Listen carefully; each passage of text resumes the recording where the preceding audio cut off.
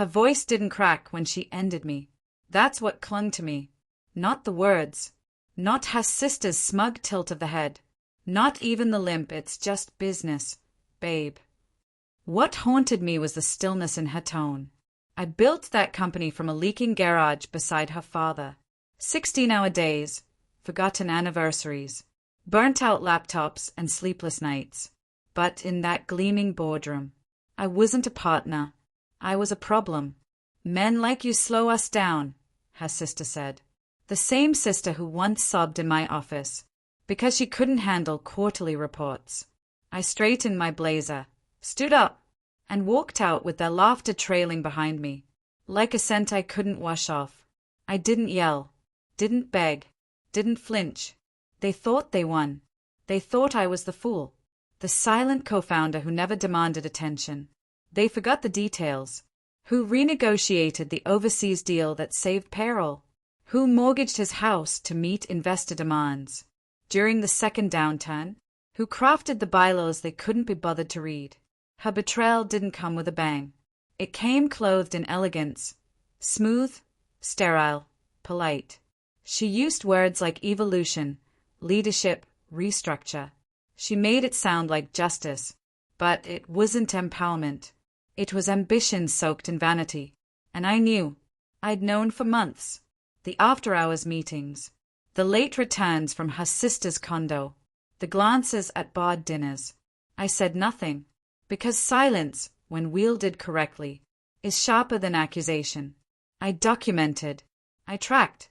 I backed up emails, logged calendar overlaps, reread every clause in every company file, especially one. The founder's agreement she signed on our wedding day. She didn't read it. She kissed my cheek and said, "You're the smart one, baby." That clause, just a paragraph, nested in a sea of legalese, triggered a complete return of equity and control. If one partner ousted the other, without cause, it required one signature to bind it. Her father's. He praised the clause. "Protect yourself," he said, "even from family." He never imagined his own daughter would need protecting from. The day I left the boardroom, I went straight to the lawyer, pulled the contract from the vault, placed it on his desk like a chess move. Then I waited. The next morning, my phone rang. Her father's voice was gravel. "This has to be a mistake." It wasn't. I replied with one email. No words. Just the contract. By lunchtime, I was copied on a thread, titled, "Agent, Clause 9.3.1 Violation, Emergency Board Session."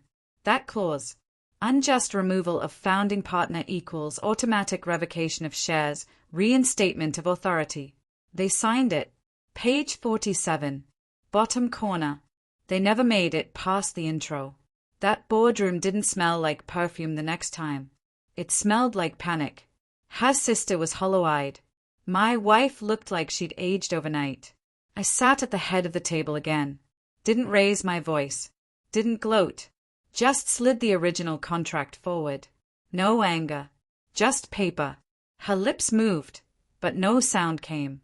Her sister snapped first. Called it sabotage. Called me a sexist relic. I leaned back. Let the silence marinate. "You fired me without cause," I said. "That activated the clause. You didn't lose power. You gave it away." The silence was thick enough to chew. Even her father couldn't meet my eyes. She whispered, "Why would you do this to me?" I held her gaze. Calm. Cold. "You never read the fine print. Now it's your reality." Then I placed the divorce papers on the table. Already signed. Already dated. I'd prepared them long before she thought I knew. She reached for me. Too late. Everything she thought she stole was never hers. It was always mine, held in waiting. I left the company 2 weeks later, sold my shares, dissolved the board, gave her the CEO title she craved, but not the foundation. She owns the glass, not the structure. Let her play queen. The crown's been emptied. Somewhere, that contract still rests. In a locked drawer. Her signature fossilized in ink.